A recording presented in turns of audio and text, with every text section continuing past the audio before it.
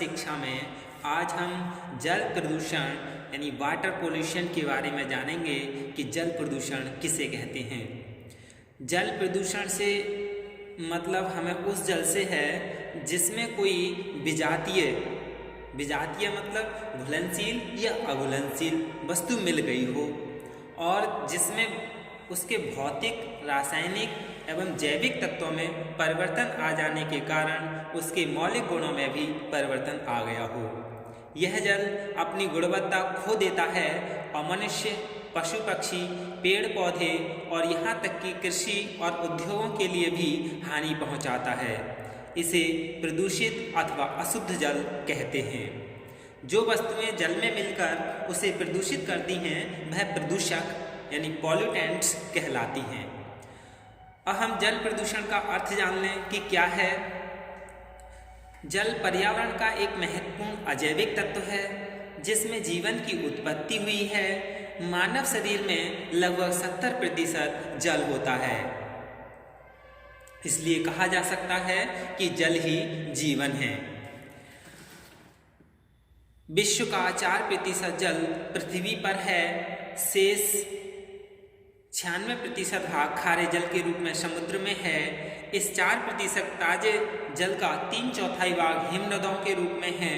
शेष 1/4 सतही जल के रूप में है। जल ठोस, द्रव, गैस तीनों रूप में पाया जाता है। जल को गुणवत्ता के आधार पर 4 वर्गों में बांटा गया है। कौन 4 वर्ग हैं? यानी शुद्ध जल, प्योर वाटर, जिस जल में कोई अशुद्धियाँ या अवांछनीय तत्व नहीं होता है उसे शुद्ध जल कहते हैं। फिर है सुरक्षित जल यानी सेफ वाटर, जिस जल में अवांछनीय या मिलने की संभावना ना हो तथा उसे शुद्ध रखने के प्रयास भी हो तो उसे सुरक्षित जल कहते हैं। फिर है तीसरा संदूषित जल यानी कंटेमिनेटेड वाटर, जिस जल में सूक्ष्म जीवाणु पैदा हो जाते हैं वह संदूषित जल होता है। फिर चौथा है प्रदूषित जल यानी पॉल्यूटेड वाटर, जब जल में विभिन्न प्रकार के प्रदूषक तत्व मिल जाते हैं और जल की गुणवत्ता समाप्त हो जाती है तो यह प्रदूषित जल कहलाता है। इसके बाद अब हम जल प्रदूषण की परिभाषा जान लें यानी डेफिनेशन ऑफ वाटर पोल्यूशन। प्राकृतिक तथा अन्य स्रोतों को जब विजातीय पानी मिल जाते हैं और जिससे जीवधारियों तथा वनस्पति को हानि हो क्योंकि उससे ऑक्सीजन की मात्रा कम हो जाती है जिसके दुष्प्रभाव होते हैं और महामारियां फैलती हैं। ये विश्व स्वास्थ्य संगठन यानी WHO ने दी थी 1966 में। Foreign materials either from natural and other sources and contaminated with water supplies and may be harmful to life because of their toxicity, reduction of normal oxygen level of water, aesthetically unsuitable effects and spread of epidemics। फिर है प्राकृतिक तथा अन्य कारणों से जब पानी की गुणवत्ता बदल जाए जिससे भोजन, मानव जीवन, पशुओं के स्वास्थ्य, कृषि, मछली पालन तथा अन्य प्रयासों पर दुष्प्रभाव को जल प्रदूषण कहते हैं। Water pollution is defined as a natural or indeed in the quality of water which renders it unsuitable or dangerous as regards food, human and animal health, agriculture, fishing or leisure pursuits। अब हम जल के स्रोत के बारे में जान लें यानी सोर्सेस ऑफ वाटर। जल के स्रोत निम्नलिखित हैं जैसे महामारी तथा समुद्री जल, ओशियन एंड सी वाटर, नदियों का जल, रिवर्स वाटर, वर्षा का जल, रेनी वाटर, झीलों, जलप्रपातों एवं तालाबों का जल, lakes, falls and ponds water, कुओं, नलों तथा नलकूपों का जल, यानी ये सब क्या हैं जल के प्रमुख स्रोत हैं। Wells, taps and hand pumps water. अब जल के प्रकार जान लें यानी जल भी कई प्रकार का होता है, लवणीय जल और ताज़ा जल। लवणीय जल यानी साल्ट वाटर में महासागरीय जल, समुद्री जल, ये सब लवणीय हैं।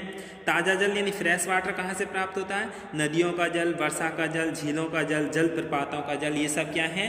नदियों यानी जल के स्रोत हैं, जल के प्रकार हैं। तालाबों का जल भी है, कुओं, नलों, नलकूपों का जल भी क्या है? ताज़ा जल है।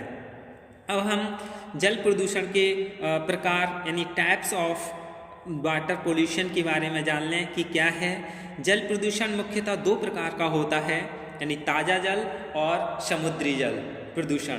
ताज़ा जल प्रदूषण ये फ्रेश वाटर पोल्यूशन भी दो प्रकार का होता है। ये दो प्रकार का कौन कौन सा है?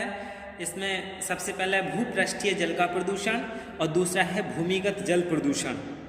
भूपृष्ठीय जल का प्रदूषण यानी अर्थ सरफेस वाटर पोल्यूशन, इसमें आता है नदी, झीलें तथा तालाब, ताज़ा जल, समुद्र के प्रदूषण के उदाहरण हैं, जिसमें प्रदूषण के स्रोत घरेलू गंदा पानी और वाहित मल, औद्योगिक अवशेष, कृषि अवशेष, भौतिक प्रदूषण होते हैं। दूसरा है भूमिगत जल प्रदूषण यानी अंडरग्राउंड वाटर पोल्यूशन। जब प्रदूषक अंतःस्रावी जल के साथ भूमिगत जल में प्रवेश कर जाते हैं तो ये भूमिगत जल की गुणवत्ता पर असर डालकर उसकी गुणवत्ता को बिगाड़ देते हैं। इसे भूमिगत जल प्रदूषण कहते हैं। भूमिगत प्रदूषक हैं कचरा, सेप्टिक टैंक, सोक पिट टैंक, नालियाँ, ये सभी क्या हैं? भूमिगत जल प्रदूषण हैं। फिर जल प्रदूषण के प्रकार में दूसरा प्रकार था समुद्री जल प्रदूषण यानी सी वाटर पोल्यूटेंट। सी वाटर पोल्यूटेंट में क्या है? यानी समुद्री जल प्रदूषण भी मानवीय क्रियाकलापों जैसे समुद्र में कचरा, औद्योगिक अपशिष्ट, इन सभी को बहाने से भी क्या ये होता है। अब हम जल प्रदूषण के कारण यानी causes of pollution of water के बारे में जानें। यानी जल के प्रदूषित होने के कई कारण हैं और उन कारणों के पीछे या तो मनुष्य द्वारा उसका अनुचित उपयोग होता है या उसके कुछ अप्राकृतिक कृत्य इसका कारण बनते हैं। बढ़ती आबादी के साथ अधिक अन्न की आवश्यकता और अनेक अन्य आवश्यक वस्तुओं की पूर्ति के लिए औद्योगिक क्षेत्र की बहुलता ने अप्रत्यक्ष रूप से जल प्रदूषण में भारी वृद्धि की है।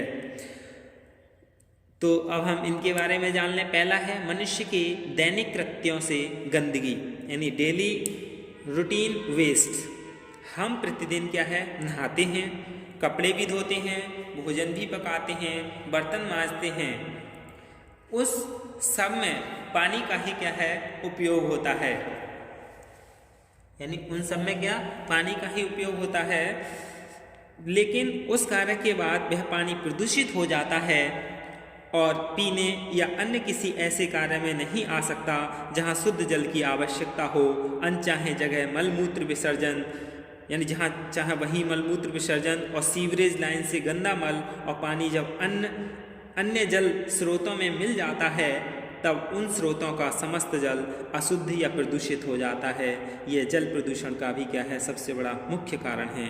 दूसरा है औद्योगिक अपशिष्ट यानी इंडस्ट्रियल वेस्ट। औद्योगिक इकाइयों द्वारा उपयोग में लिए गए जल में अनेक प्रकार के लवण, अम्ल, क्षार, गैसें, रासायनिक घुले होते हैं। जल में घुले हुए ये औद्योगिक अपशिष्ट सीधे ही इकाइयों से निकलकर नदी, तालाब, झील और इन सभी स्रोतों में क्या है? प्रवाहित कर दिए जाते हैं, जिससे मनुष्य, जीव जंतु, वनस्पति सभी जो जल का उपयोग करते हैं प्रभावित होते हैं।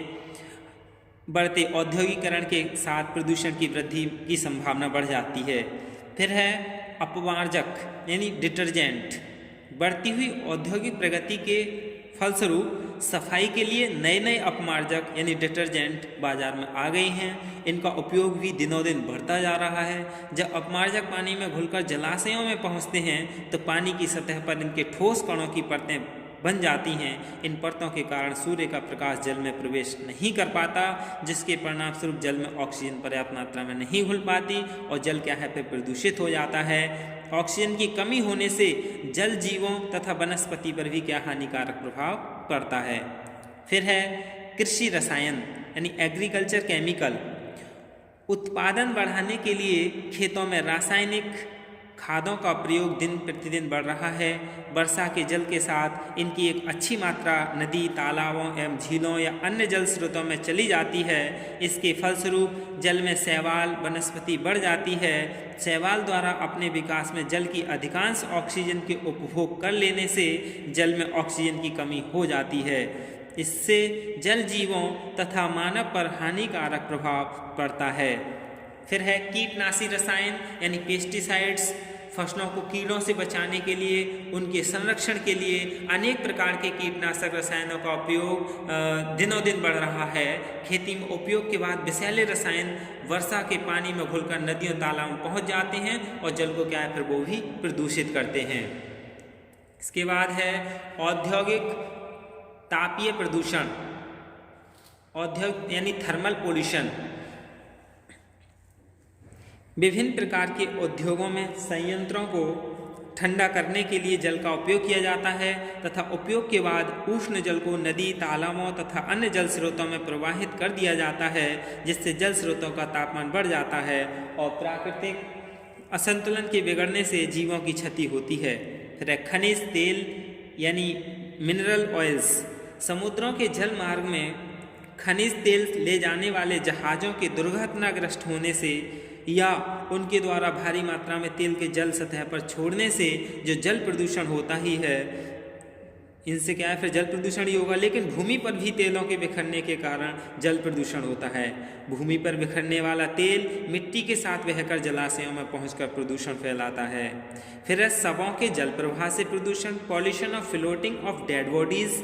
नदियों के किनारे बसे नगरों में शवों को जल में प्रवाहित किए जाने का भी प्रचलन है।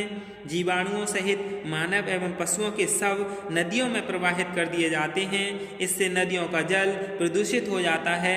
कई स्थानों पर जली अधजली लाश प्रज्वलित अग्नि और राख को नदी में प्रवाहित कर देते हैं, जिससे जल के तापमान में वृद्धि होती है और जल क्या है प्रदूषित होता है।